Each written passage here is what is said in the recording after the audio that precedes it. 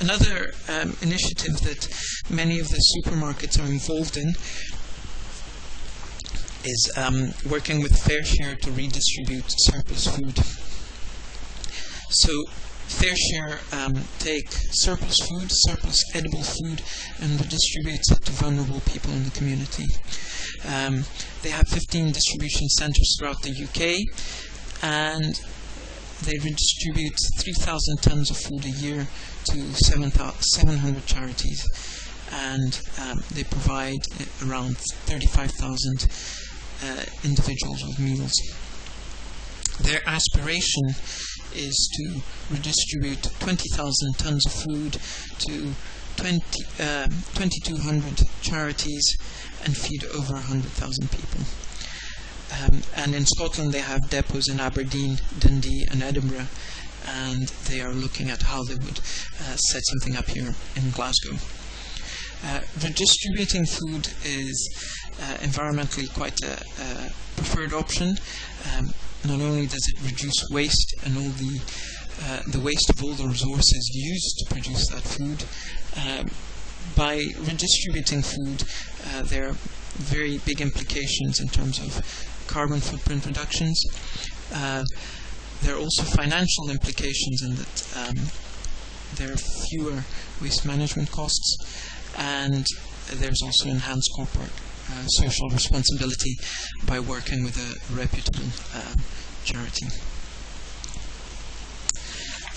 Water is another area that all the supermarkets are working on. From a climate change point of view and from an operational carbon footprint for the supermarkets themselves, it's not a big greenhouse gas emission area. And this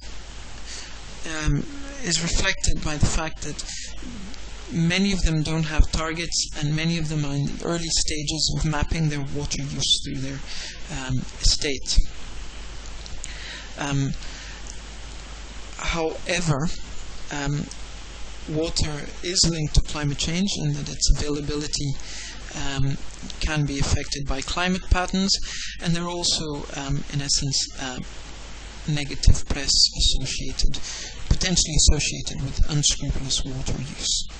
So the supermarkets recognize this, and they're putting in place a whole range of initiatives to reduce not only their water supply, but also working with their their water use, but also working with their suppliers to reduce their water use, which would have big implications where in areas that are subject to water stress. From a manufacturer's point of view, cutting water use has associated effluent charges, in that the less water you consume, the lower your effluent charges are likely to be, because you're consuming less water. And wastewater charges are relative to how much water you bring in addition to its quality when you pump it out. In terms of initiative, and perhaps in recognition that it's early days, the sort of initiatives that are being explored are around improved metering, so understanding how much is consumed and where, but also trying to displace some of the fresh water used with harvested rainwater, and the applications for that tends to be, for example, toilet flushing. But they're also looking at a wide range of efficiency and saving devices, such as percussion taps, low flush toilets, and waterless urinals. For manufacturers, from the efficiency perspective, there are things like cleaning in place and cutting leaks and things like that. This sort of initiatives have helped the co-op deliver an estimated reduction of 10% in 2010. But parallel to that, the co-op say that they're still improving their understanding of their own water use, and at the moment data from water bills is kept in various systems, and they're trying to bring it all together and I think they can account for 63% of their estate, water use in 63% of their estate. The other final big area that they're working on is refrigeration, and again they have similar targets, and there's a focus on reducing absolute emissions, but also switching to more environmentally friendly refrigerant gases. So there are bans on hydrochlorofluorocarbons, which are ozone depleting gases, and the intermediary tends to be the hydrofluorocarbons. And from a climate change perspective, the latter has a lower global warming potential. So for each unit leaked, less heat is captured in the Earth's atmosphere. But they're all moving towards kind of new technologies, which I'll mention in a wee while. Well, I might as well mention them now. So many are looking at CO2 fridges, water and propane as some of the novel technologies. But also they're investing in energy saving measures related to the energy savings earlier. But again, they're looking at improved maintenance, and this has to do with leak detection and making sure that the right amount of refrigerant is in the fridge, so the fridge doesn't have to work as hard. There are installing LED lighting for open chillers. They're installing curtains and sliding doors, and again they're capturing heat. And whilst heat recovery may not necessarily have a direct impact on the energy used from fridges, it can displace energy use elsewhere in the store. And of course then there's the lower emissions refrigeration. So in terms of achievements, the co-op has delivered a 58% reduction in refrigeration-related emissions. Their target was 50% by 2012, and they achieved 58% in 2010. So hopefully it may be apparent that some of the things that the supermarkets are doing to tackle climate change aren't particularly that innovative. Switching things off, installing timers, using less water, driving more efficiently, and that's perhaps a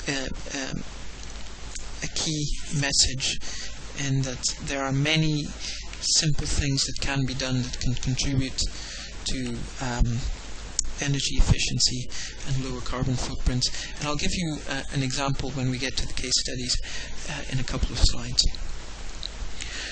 which leads us to, I suppose, before we get to the case studies, to what the supermarkets are doing with their suppliers. So here too there are targets, and some have, and here there is a greater variation in targets. Tesco's, as alluded earlier, wants to deliver a 30% reduction by 2020 in product footprint.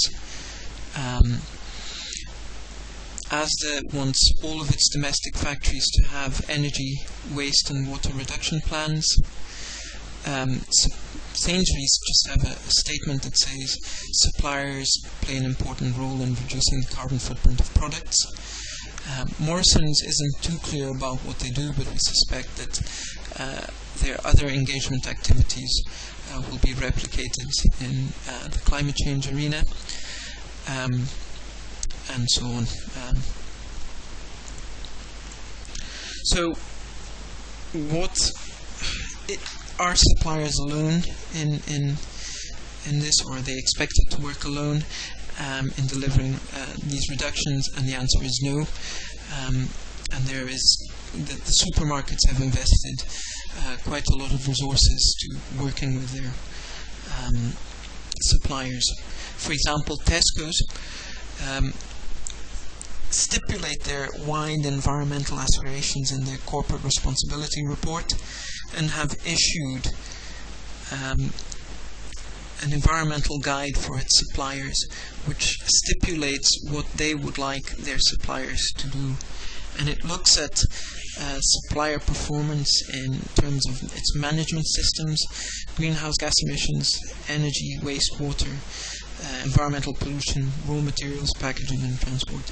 And it classifies supplier performance in terms of bronze, silver or gold. And I'll give you a few examples of what this may entail in the next slide. But they also have a wonderful portal which they call the Tesco Carbon Reduction Knowledge Hub, which is hosted by 2 Degrees. And this is a really fancy discussion forum where suppliers can interact with Tesco's climate change team, and they exchange examples of good practice. They can access webinars, sign up for best practice visits. And it's really a wonderful resource, and if you're a Tesco supplier, I would encourage you to get onto it. Please get in touch with us if you'd like to find out how. So in terms of the rating matrix, or how Tesco is working with its suppliers, I mentioned that they have various categories. So if we look at what is expected of suppliers in the 3 different categories, I'm excluding mandatory at this stage, because if you're a Tesco supplier, you'll have to achieve those anyway. So in terms of greenhouse gas emissions, to be a bronze supplier, you need to identify greenhouse gas hotspots within your operations and have a plan to reduce them. To become a silver supplier under greenhouse gases, you have to measure your emissions annually. So in essence, you have to do your own corporate footprint. And you have to deliver 10% greenhouse gas reduction per unit output and a 25% reduction in greenhouse gas emissions from the highest emission categories. And to be a gold supplier, you need to increase the reduction target per unit output and consider doing a whole life cycle carbon footprint, so in essence a product footprint. For energy, for bronze, the starting point is a 10% reduction in energy consumption per unit output. For silver, it's a 20% reduction in energy per unit output and a 20% switch to renewables. And for gold, further reductions in per unit output and more renewables. And there are similar targets for the other categories, which, to recap, are management, greenhouse gases, energy, wastewater, environment, pollution, raw materials, packaging.